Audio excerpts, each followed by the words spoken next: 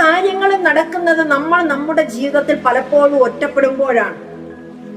ദൈവത്തിന്റെ ഏറ്റവും ശക്തമായിട്ടുള്ള ഒരു വെളിപ്പാട് കിട്ടിയത്, ഏറ്റവും ശക്തമായിട്ടുള്ള ഒരു ദൂത് കിട്ടിയത്, കംപ്ലീറ്റ് കാര്യങ്ങളുടെയും ഒരു നിവർത്തീകരണത്തിനുള്ള അവസാനത്തെ ഒരു പുസ്തകമായിട്ട് കിട്ടിയത് യോഹന്നാൻ തനിയായിരുന്ന സമയത്താണ്, ഒറ്റപ്പെട്ട് കഴിഞ്ഞ സമയത്താണ്.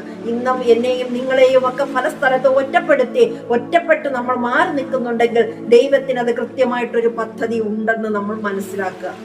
അങ്ങനെ ഒറ്റപ്പെടുത്തി അവിടെ ശിക്ഷിക്കണമെന്ന് മനുഷ്യർ ചിന്തിച്ചപ്പോ ദൈവം എന്ത് ചെയ്തു?